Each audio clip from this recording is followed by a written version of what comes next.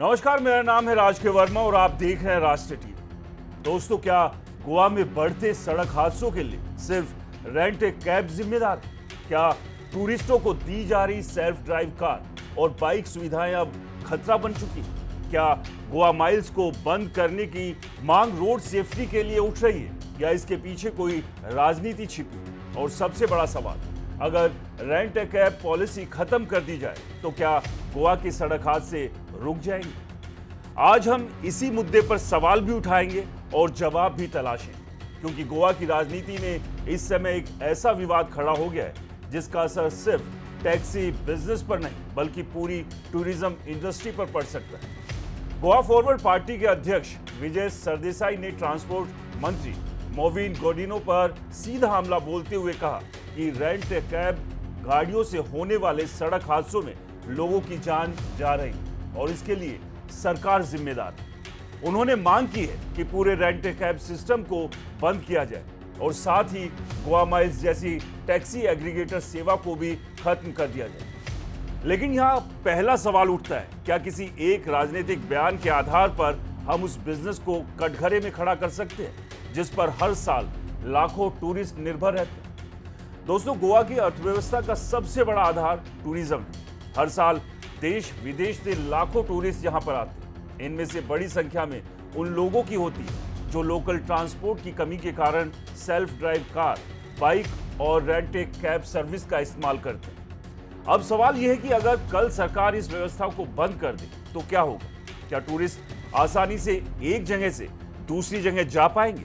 क्या गोवा की मौजूदा पब्लिक ट्रांसपोर्ट व्यवस्था इतनी मजबूत है कि वो इस खाली जगह को भर सके, या फिर इसका सीधा असर टूरिस्ट और लोकल बिजनेस पर पड़ेगा? अब आइए सड़क सुरक्षा के मुद्दे को समझते हैं। गोवा देश का छोटा राज्य जरूर है, लेकिन यहाँ गाड़ियों की संख्या बेहद ज्यादा है। स्टेट में रजिस्टर्ड व्हीकल्स की संख्या लगभग आबादी के बराबर पहुंच चुकी है, यानी सड़क पर दबाव लगातार बढ़ रहा है। एक्सपर्ट्स का कहना है कि सड़क हादसों के पीछे कई कारण हैं। ओवर स्पीडिंग, शराब पीकर गाड़ी चलाना, संकरी सड़कें, रात के समय तेज रफ्तार और टूरिस्ट का लोकल ट्रैफिक नियमों से अनजान होना। यहीं से रेंट ए कैब पर बहस शुरू होती है। विजय सरदेसाई का कहना है कि कई टूरिस्ट कार किराए पर लेने के बाद नियमों की अनदेखी करते हैं, जिससे हादसे बढ़ रहे हैं। लेकिन यहाँ एक और सवाल खड़ा होता है, अगर कोई व्यक्ति शराब पीकर गाड़ी चला रहा है तो जिम्मेदार गाड़ी है या कानून लागू करने वाली व्यवस्था?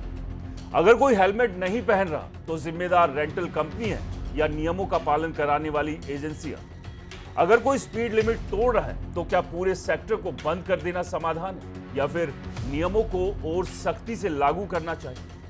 दोस्तों, यही वो पॉइंट है जहां ये बहस रोड सेफ्टी से निकलकर राजनीति और आर्थिक हितों तक पहुंच जाती है। क्योंकि गोवा में टैक्सी बिजनेस लंबे समय से विवादों के सेंटर में रहा है। एक तरफ पारंपरिक टैक्सी यूनियन है, दूसरी तरफ गोवा माइल्स जैसी डिजिटल एग्रीगेटर सेवाएं हैं और तीसरी तरफ वो टूरिस्ट है जो सुविधाजनक और ट्रांसपेरेंट ट्रांसपोर्ट सिस्टम चाहते हैं। गोवा माइल्स को लेकर विवाद कोई नया नहीं है। लोकल टैक्सी यूनियन अक्सर आरोप लगाती रही है कि डिजिटल प्लेटफॉर्म उनके बिजनेस को प्रभावित कर रहे हैं। वहीं टूरिस्ट का एक बड़ा वर्ग मानता है कि गोवा माइल्स ने किराए में ट्रांसपेरेंसी लाई है।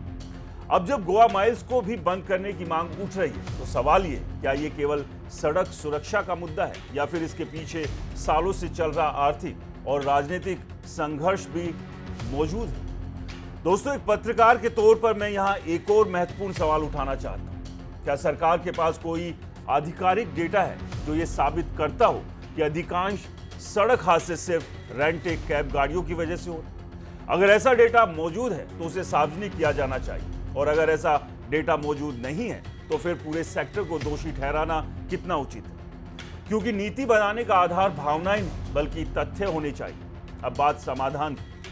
अगर वास्तव में सड़क सुरक्षा चिंता का विषय है तो सरकार के पास कई विकल्प मौजूद हैं। किराए पर गाड़ी लेने से पहले अनिवार्य डिजिटल सेफ्टी ट्रेनिंग, जीपीएस आधारित स्पीड मॉनिटरिंग, कड़े ड्रंक एंड ड्राइव चेक, सभी रेंटल गाड़ियों में ट्रैकिंग सिस्टम, विदेशी और दूसरे राज्यों से आने वाले टूरिस्ट के लिए ट्रैफिक नियमों की अनिवार्य जानकारी और नियम तोड़ने वाली कंपनियों के लाइसेंस सस्पेंड करने की व्यवस्था। इन कदमों से सड़क सुरक्षा भी मजबूत होगी और टूरिज्म इंडस्ट्री को भी नुकसान नहीं पहुंचेगा। लेकिन अगर पूरे सेक्टर को ही बंद कर दिया जाए तो उसके आर्थिक परिणाम भी सामने आएंगे। हजारों लोगों का रोजगार प्रभावित होगा, टूरिज्म इंडस्ट्री को झटका लग सकता है और गोवा आने वाले टूरिस्टों के लिए ट्रैवल और महंगा और मुश्किल हो सकता है। इसलिए आज सबसे बड़ा सवाल यही है, क्या गोवा को रेंट ए कैब पॉलिसी खत्म करने की जरूरत है या फिर उसे और सुरक्षित और जवाबदेह बनाने की? क्या सरकार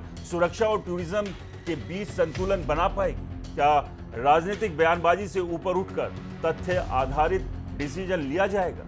और क्या सड़क हादसों की असली वजहों पर कार्रवाई होगी?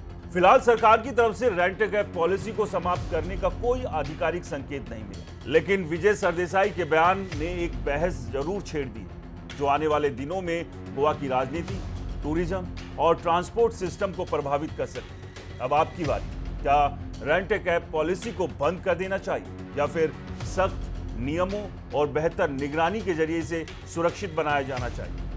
कमेंट बॉक्स में अपनी राय जरूर लिखिए। मैं हूं राज के वर्मा, मिलते हैं अगले विश्लेषण में। तब तक के लिए नमस्कार, जय हिंद।